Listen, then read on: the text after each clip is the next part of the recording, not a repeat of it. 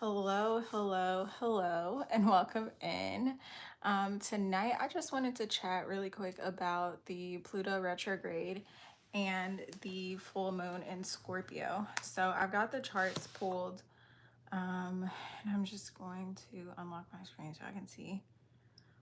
Okay, so when I look at an astrology chart, I'm not just looking at one aspect or one planet's placement. I'm looking at the full bigger picture. So when I pull the chart, the first thing that I notice for this coming full moon is that Mercury in Taurus will be directly opposing Pluto retrograde in the sign of Aquarius. So what this is giving me, what I'm seeing just from this off rip, is a clashing of heads. I'm seeing a lot of like, if this is within an organization or within a company, this could be like a mid-level boss and an exec clashing over like, should we hire this person or should we fire this person, or something to that like magnitude. On a smaller scale, I definitely see like within either romantic connections or business connections, maybe even friendships, I'm definitely seeing like a clashing of of the heads. And I'm saying that because Taurus and Aquarius are both fixed signs. And so when you have an opposition, basically what that means is that the energies of these two planets are not, they're not getting along right now. And so when you combine two stubborn fixed signs, Taurus and Aquarius, you can never tell either of those signs that they're wrong. You can never tell either of those signs that, you know, their behavior was less than stellar or anything like that. So when you combine those two energies in a dynamic where there is likely to be some sort of fight, some sort of physical fisticuffs, definitely seeing that within the charts. The next thing that I notice is there are 5 planets in the 7th house, also in the sign of Aries. So this also lets me know romantic relationships are going to be brought to the surface for sure during this full moon. I'm definitely seeing a lot of like conflict within power dynamics. This might play out differently for everyone, but on a macro scale, I'm definitely seeing not a cool down of the conflict. I'm being very careful with what I'm saying because we all know the powers that be do not like when you talk about this kind of stuff on these platforms. So I'm just trying to be very cautious of my word choice. But if you know, you know. The other thing that I wanted to mention about all of these planets that I'm seeing in Aries in the 7th house, Aries is ruled by Mars. Mars is the co-ruler of Scorpio energy. And with this full moon being in Scorpio energy, it's giving, let's go deeper, let's go beyond, let's go beneath the surface. Let's not sugarcoat things. Let's not people please, because that's one of the like toxic traits of Taurus. Sometimes they can be a little people pleasy, just like a Libra, because they're also ruled by Venus.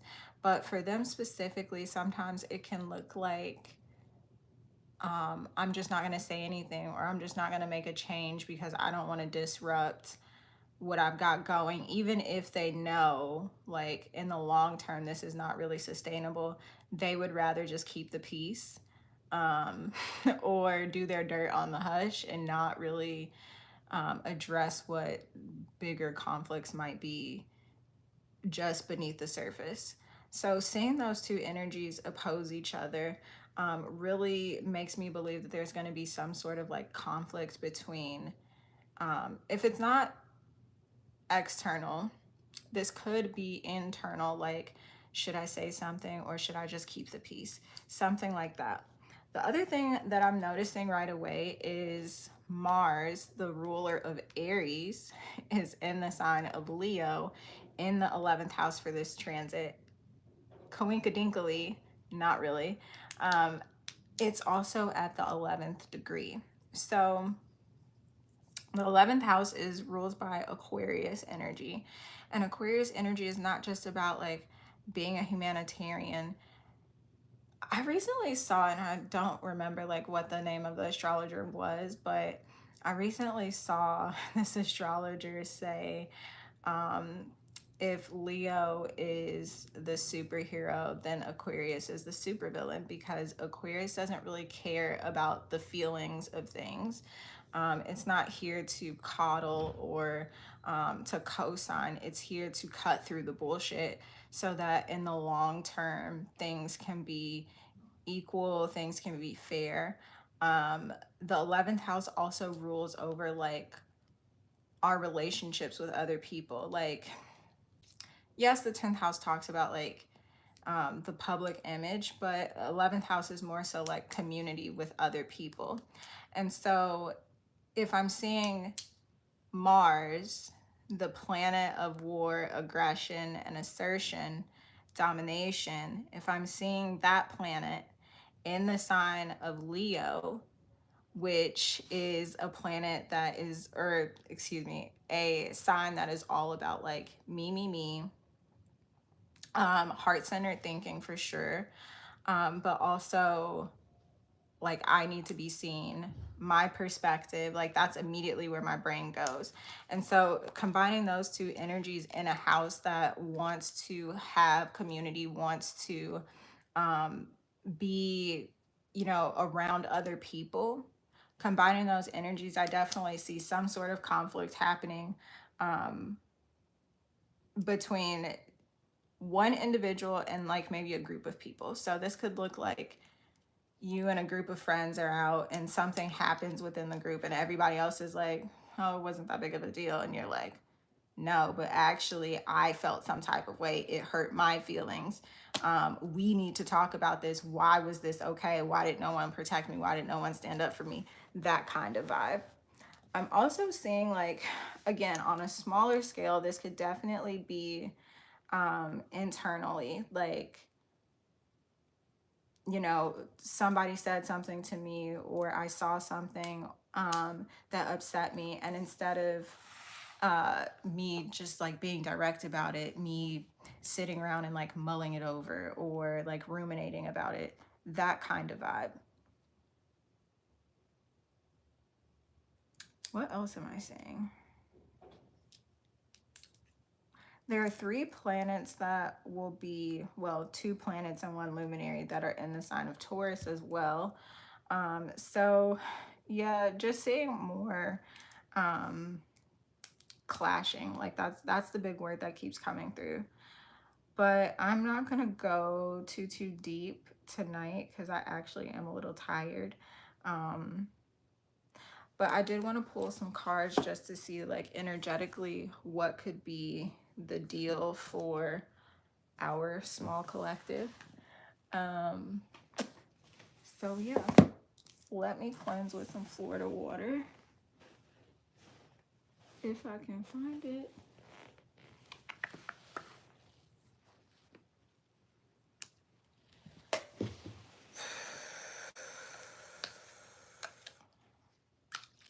That's another thing. Like during this full moon, so the 3 days leading up to it, which it's on the 12th, today is the 9th. Yeah, I'm already feeling the energy. I'm already seeing this play out in my personal life, so I can speak to this a little bit too closely. But yeah, you might be needing to ground yourself a little bit more. You might be needing to take pauses from like talking to people, or like if you're one of those people who has to be like in the public's eye a lot, you might be feeling the need to like step back and recharge by yourself a little bit more. So sorry about the lighting. I'm working on it. I'm working on it. I'm trying to figure out the lighting situation in this room. But what I'm also getting to is like this is an opportunity for you to flex your growth in a certain area, perhaps. This might also be a time for you to practice your conflict resolution skills if you've been in therapy and you've been talking about like healthier coping mechanisms or whatever. Like, this might be a perfect time for you to practice those things. And I'm hearing that you're ready, like, to practice those things. And as I look up, it is 8:46, but I use military time, so it's 20:46. I'm not taking the 0, so 246. It's giving like quantum leaping. Yeah. So the first card that I'm seeing, y'all probably can't see, sorry. It looks pretty back here in the light, but the first card is first quarter moon in Aries, step into your power. First quarter moons are all about like what action needs to be taken towards something. So yeah, if you've recently been like working on your heart chakra, your throat chakra, or your solar plexus, specifically those three is what I'm getting. This is a time for you to flex those muscles. Like, you don't know how strong you are until you actually have to physically lift something. So this is spirits, this is not a test. Like, don't be confused. Don't misjudge this thing as like, oh, here we go again. Like, literally look at this as an opportunity to use the muscles, the knowledge, the wisdom that you've been gaining. Like, it's giving like I'm getting this analogy of a bodybuilder, and perhaps that's because of all this Aries that I'm looking at in this chart. But bodybuilders, they're in the gym incessantly, right? They're eating right, they're doing the things, they've got the whole lifestyle, and like they're preparing for these competitions, and the competitions, they're not nearly as long as the preparation, right? But when they go out there, they leave the gym and they go to these convention centers, they're going to these competitions. The moment that they're standing in front of the judges, in front of the audience, like, it's fleeting in comparison. So this is, I'm really getting that this is your time to like leave the gym and like go stand before the judges, and not in the sense of like God is judging you or your spirit teams or your ancestors are judging you. It's nothing to do with that. It's, again, it's you showing. Wow. Okay. Yeah. Mars and Leo, it's you showing the community, showing other people, showing the people around you. There's an audience here. I'm getting like a lot of eyes like being on you. Dear Divine, please, first of all, dear Divine, thank you so much for connecting me with the collective. I pray that I am a clear channel and vessel for the messages that they need to hear for their highest and greatest good. I pray that the messages will also fall on good soil, that they are able to take massive action that will change their lives for the better, that will be in alignment with what their intentions and desires are. With so much love in my heart, clarity in my mind, and gratitude on my lips, I say thank you. So I always like to start out with a little prayer just to like recenter the energy. Oh, the other thing that I wanted to talk about briefly, and then we'll go back to whatever is here. Other thing I wanted to talk about briefly is the South Node in Virgo in the 12th house. Just off rip, what this is giving is like someone hiding something about like their daily routine, or like something about like what they do, especially like with the hands. For some of you, this is like communication, like someone talking to someone that they quote unquote shouldn't or whatever. This could also be someone relying too much on perfectionism. Someone like feeling the weight of the world on their shoulders. Like they have to do it all, they have to be it all, they have to perform in a certain way. And it might be leading to some escapism.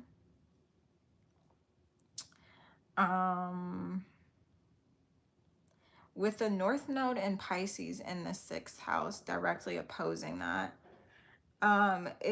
it's giving this foil of like trying to find a balance between like perfection and pleasure is how it's coming through, which is so insane, but like not really. Because when you are super dogmatic about something, you take the like the luster and the magic out of it. You're focusing more so on like doing the thing just for the sake of saying that you have done the thing, instead of like truly immersing yourself into that experience. And so I'm getting like some people might be feeling called to indulge in some sort of like escapism. There's nothing wrong with that, but just make sure that you're not doing something that might be habit forming, especially if you know that you have a proclivity or a sensitivity because of like genetics when it comes to like things of that nature. If you know, you know. So the cards we have, yeah, new moon in Virgo, trust all will be well, and full moon in Gemini, embrace the flow of life. So I find it very interesting that we have this like full to new like spectrum that we're seeing. I also find it interesting that both of these signs are very cerebral, and both are ruled by Mercury.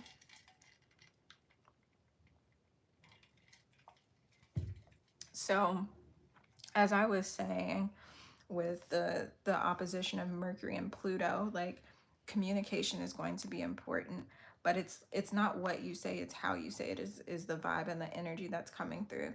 I'm also looking at Jupiter in the 9th house in the sign of Gemini. So definitely there's some sort of like emphasis on word choice and like tone. Yeah, but also with this energy, I'm getting this sense of like conflict resolution. Also, like on this card, which I wish that I could show you guys, but the lighting is not great right now. But it on this full moon card, it's showing like two people sitting across from each other, and they've got like their hands like this. Excuse me. So it looks like they're like matching energy. This does not feel like conflict. If anything, this feels like some sort of like resolution. And as I say that, I'm like my eyes are like hyper fixating on all of the green in this new moon card. And I'm associating that with the heart chakra, which would be, you know, indicative of the forgiveness, etc. I did want to pull some clarifiers with the tarot. Yeah, I just saw 6 of Wands in reverse. It's something about like your daily routine that might be being called to the, yeah, 6 of Wands and the Star in reverse. It's something about like something that you're doing on a daily basis that's like not allowing you to be great. For some of you, this could be an addiction. For others of you, it could just be a small habit. So, for some of you, it could be like self-talk, like how you talk to yourself. I'm seeing 6 of Cups and 2 of Swords in reverse. This is giving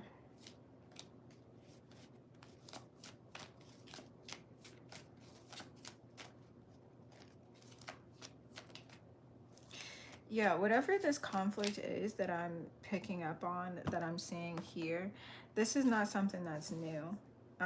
But there's some sort of like ambivalence, perhaps. Like fighting between like the old and the new version is how I'm reading this card today in the reverse. Oh, yeah, the Hierophant in reverse. So the Hierophant is kind of like the Pope. The Hierophant is some sort of religious leader.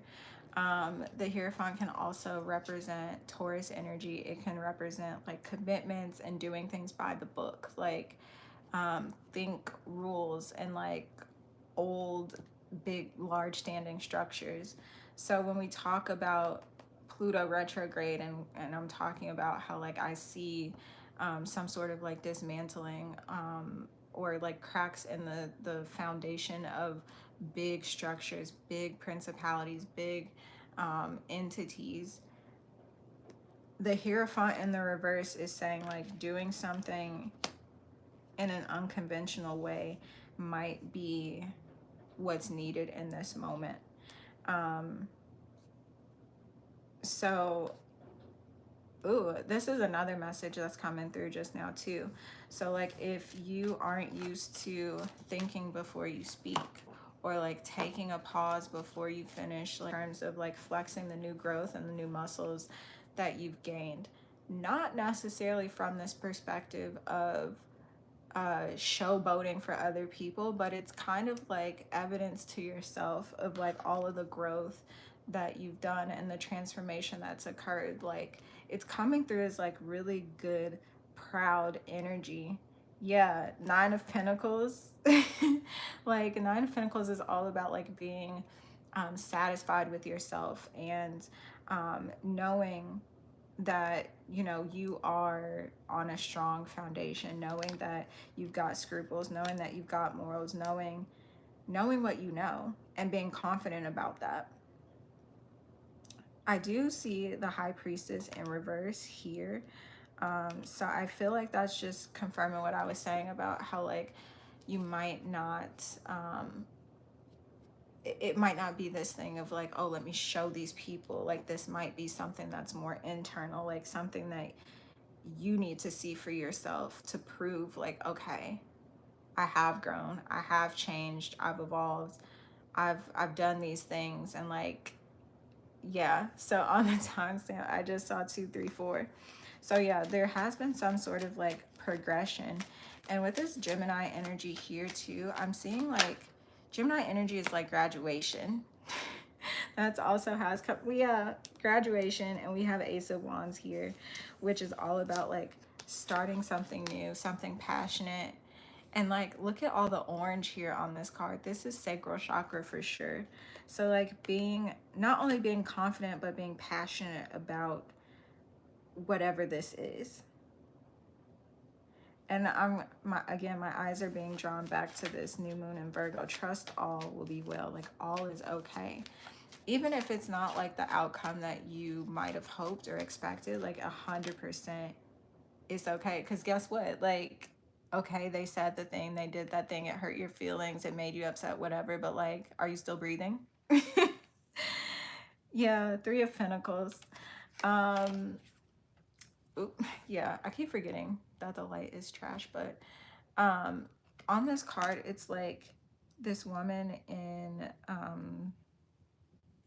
like in a pond, and she's got like some lilies, or she's collecting like some sort of flowers, but there's like fairies helping her. So this could be like your spirit team or your spirit guides, whoever, like giving you the right words to say, or like guiding you through this like resolution, or whatever this is. Yeah, Four of Swords on the bottom of the deck. It's like, not that you're on autopilot in the sense of like you aren't thinking before you speak, but it's almost like this new version of yourself is like coming forward, like, no, it's okay, I've got it. Like we don't need the wounded version to come forward and talk right now. We need the big boss. So the big boss is coming to help. It's, yeah, it's just, it's giving like some sort of collaboration between like your higher self and spirit team. Yeah, Five of Wands. I'm gonna stop here because I feel like the Five of Wands is again just confirming that energy of like what I'm picking up on with the clashing. I love when the cards and the astrology align.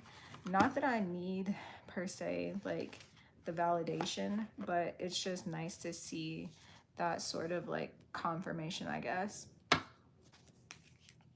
Which is kind of why I started looking into cards to begin with, because it was just like, oh, like, yeah, I see these things, but like, what does it all mean? And like, how can I pinpoint this energy? How can I see it better? How can I see it different?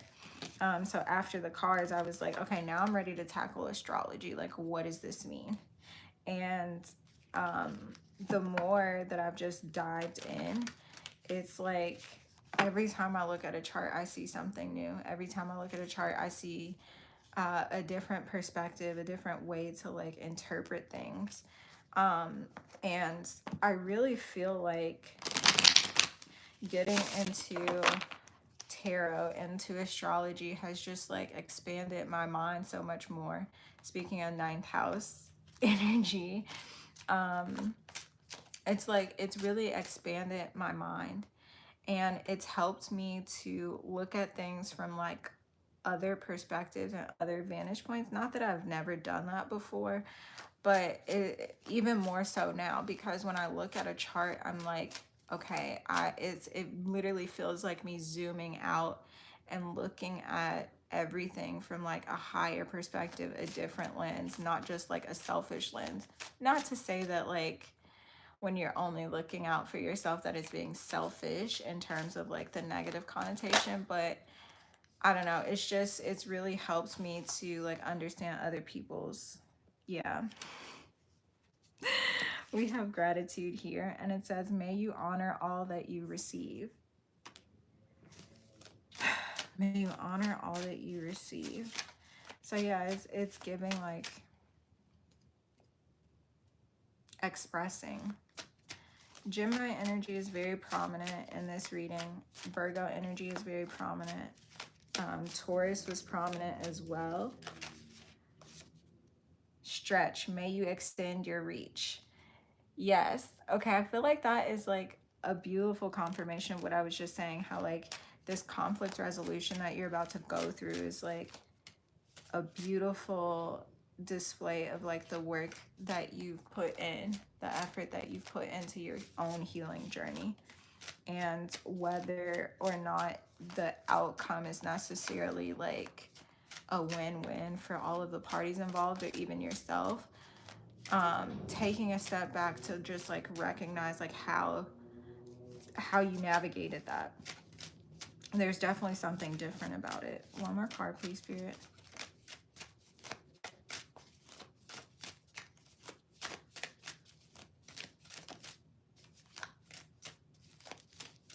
I be wanting the cards to like jump out. So if it flips over, I'm like, oh no, am I gonna take it? No more? Oh, okay. Aww. This card says magic. May you flow with the divine. I feel like this is more High Priestess energy. And like, oh, my wrist looks weird. But you can see like a full moon on this water. It looks amazing. It looks kind of like the full moon that's in this High Priestess card. So you could be a water sign. It is a full moon in Scorpio, so Cancer, Pisces as well. But like these two cards kind of look similar, do they not? Like the moon in the background and then the water. Anywho, we also have awe. May you see the sublime in the everyday. So yeah, I feel like this is a beautiful pair with gratitude, because it's like expressing, like finding the pleasure, going back to what I was saying at the beginning of the video, like this spectrum of perfectionism versus pleasure, like finding the pleasure, finding the softness, finding the joy, finding the nice little things in the middle of everything.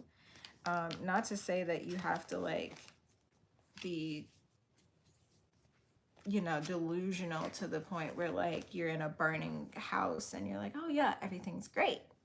Like, no, get out of the burning house. But at the same time, it's giving like just being more expressive and more in awe of like the things that are around you, like paying attention more and seeing the silver lining of things. Kind of like how I was just saying, like, okay, maybe at the end of this conflict resolution, it's, you know, the end of something, or it's you don't get the percentage of the money that you hoped for, or I don't know any other examples, but it may not look like it on the outside, but like how you conduct yourself during that process, that's what you need to focus on being proud of. That's what, especially if you are like stretching yourself and like this sort of communication is different for you. If you've never done it before, like be proud of the way that you're going about things. Wow, I love when the cards do this. So the last card we have is Persist. May your ripples build the swell. It's this beautiful image of these like waves coming into the shore. And I feel like with the word persist, it's like confirmation that whatever you, I'm not, you know, taking sides, but it seems like whatever your position is, like this is very well thought out. Like you've already thought about the other person's perspective. The things that you're saying are logical. Like it's not a conflict in the sense of like you being right or them being wrong. It's more so like you finally allowing your throat chakra to be clear. You finally allowing your throat chakra to be balanced instead of like this south node in Virgo in the 12th house is giving. Like instead of you like being quiet to keep the peace or not saying the thing that you feel like shouldn't be said because you know it would make someone feel a certain way, it's like the time for that is out. And with persist showing up, it's like, okay, yes, this person has learned the lesson of like when you swallow battery acid, you swallow battery acid. When you internalize those things and you keep them within instead of like expressing them or channeling that energy into something that's productive, when you don't get rid of that energy, when you just let it stay stagnant, it festers and it causes a bigger problem. So I feel like with this full moon, you're learning how to yeah, like learning how to flex those conflict resolution skills. Also seeing some sort of like independence, some sort of like, I don't want to say individualism, but like sticking up for yourself for sure. Yeah, but that's what I'm seeing in the charts. That's what I'm seeing in the cards, and that's it. Funny how I was talking about the 9th house earlier, and I'm ending this live on May 9th at 9:09. I love when a good thing comes together. All right, I hope that you guys are having a wonderful night or whatever time you're watching this. And I hope that this was insightful, helpful in some way. I'd love to hear in the comments. I am back on Insta, so that's not a scam page if you see that page. I'm also on Threads now, so you can follow me over there, because if you think that the stories on Insta are a little unhinged, oh, just you wait. Oh, just you wait. I've already started to cut up on Threads. But okay, I am going to go to bed now because the sleepiness is setting in. And yeah, actually I need to cleanse first, but thank you so much for hanging out. And until the next time, I love you so much. Ciao.